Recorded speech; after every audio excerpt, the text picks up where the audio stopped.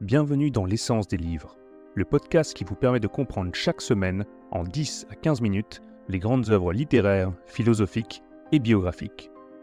Abonnez-vous à la chaîne et cliquez sur la cloche pour ne pas manquer les nouveaux épisodes. Bonne écoute. Aujourd'hui, nous allons nous plonger dans un roman controversé et inoubliable, Lolita de Vladimir Nabokov. Publié pour la première fois en 1955, Lolita est souvent décrit comme un chef-d'œuvre littéraire pour son style unique et son exploration complexe de thèmes tels que l'obsession, la moralité et la manipulation. Mais c'est aussi un livre qui continue de provoquer des débats intenses en raison de son sujet. Vladimir Nabokov est un écrivain russo-américain connu pour sa maîtrise de la langue et sa capacité à jouer avec les mots.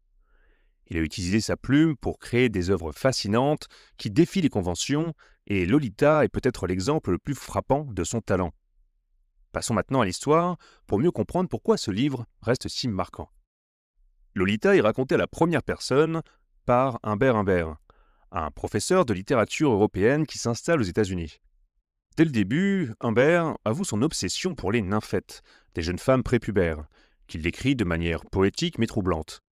Lorsqu'Humbert loue une chambre chez Charlotte Haas, il rencontre Dolores, surnommée Lolita, la fille de 12 ans de Charlotte. Humbert est immédiatement fasciné par elle. Charlotte, tombant sous le charme d'Humbert, lui propose de l'épouser. Il accepte, non pas par amour pour Charlotte, mais pour rester proche de Lolita. Lorsque Charlotte découvre le journal d'Humbert, où il décrit ses sentiments obsessionnels envers Lolita, elle est horrifiée. Mais avant qu'elle ne puisse réagir, elle meurt dans un accident de voiture, laissant Humbert comme seul tuteur de Lolita. Humbert embarque alors Lolita dans un road trip à travers les États-Unis, dissimulant leur relation derrière l'apparence d'un père et sa fille. Tout au long de ce voyage, Humbert manipule et exploite Lolita, tandis que cette dernière oscille entre rébellion et la soumission. Mais leur relation commence à se dégrader lorsque Lolita, devenant adolescente, cherche à échapper à l'emprise d'Humbert. Finalement, Lolita s'enfuit avec un homme nommé Claire Quilty, une figure mystérieuse et trouble. Des années plus tard, Humbert retrouve Lolita, maintenant mariée et enceinte, et lui propose de fuir avec lui. Elle refuse.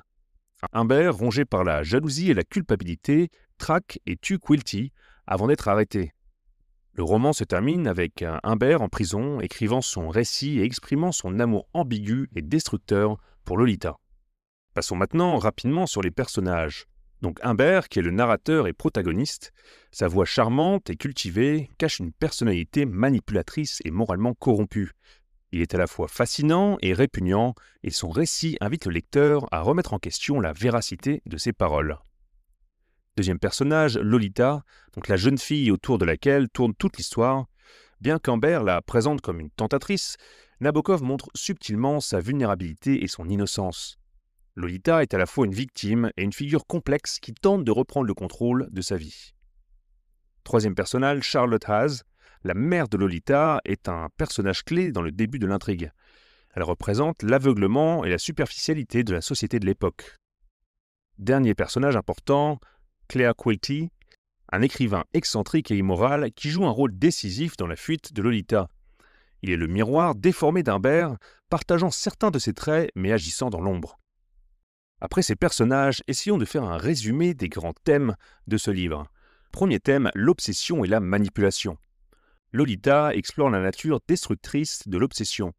Humbert est prêt à tout pour satisfaire son obsession maladive envers Lolita, allant jusqu'à manipuler, mentir et tuer.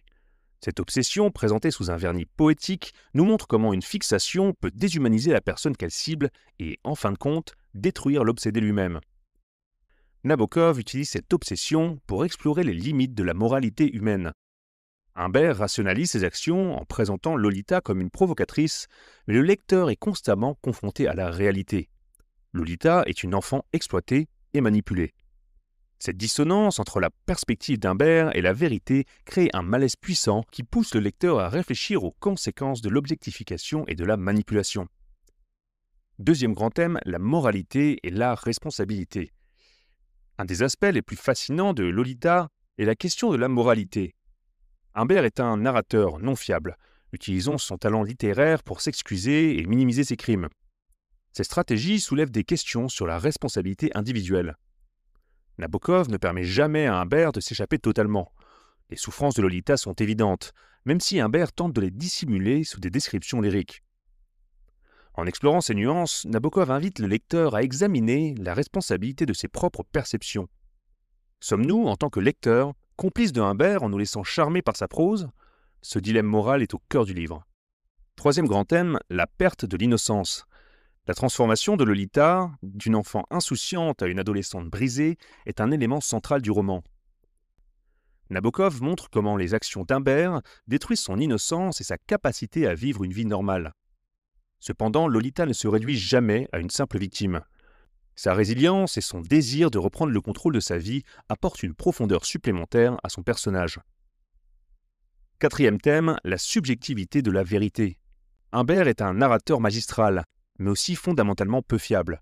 Il manipule les événements et les interprète selon son point de vue, créant une ambiguïté constante. Cette narration, biaisée, nous rappelle que la vérité est souvent subjective, influencée par ceux qui la racontent.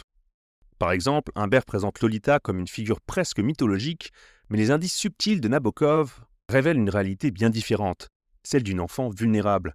Ce contraste force le lecteur à analyser le texte avec prudence et à chercher la vérité derrière les mots. Dernier grand thème, le pouvoir des mots et de la narration. Nabokov utilise Lolita pour illustrer le pouvoir et les limites du langage. Humbert, en tant qu'écrivain, utilise la prose pour justifier ses actions et manipuler le lecteur. Mais Nabokov, à travers sa maîtrise du style, expose ses stratagèmes. Le roman devient alors une réflexion sur la narration elle-même et sur la capacité des mots à éclairer ou obscurcir la vérité. Passons maintenant au style. Donc le style de Nabokov est inimitable. Il joue avec la langue, crée des passages d'une beauté lyrique, même dans les moments les plus troublants. Son usage de l'ironie et des jeux de mots ajoute une couche de complexité à l'histoire. Par exemple, les descriptions d'Humbert alternent entre la poésie et le grotesque, reflétant la dualité de son personnage. Ce style permet à Nabokov de dénoncer les actions d'Humbert tout en fascinant le lecteur par la richesse de la prose. Il pousse les limites de ce que la littérature peut accomplir, transformant un sujet tabou en une exploration artistique profonde. Donc pour conclure, pourquoi lire Lolita ? Lolita est bien plus qu'une histoire scandaleuse. C'est une exploration magistrale de la psychologie humaine, de la moralité et de la puissance des mots. Nabokov nous force à confronter des réalités inconfortables tout en admirant la beauté de son écriture. Bien que le sujet soit difficile, Lolita reste un chef-d'œuvre littéraire qui mérite d'être lu et discuté. Merci d'avoir écouté cet épisode de l'Essence des livres. Si vous avez aimé, n'hésitez pas à partager et à vous abonner. Et rendez-vous au prochain épisode pour découvrir une autre œuvre incontournable. À très bientôt.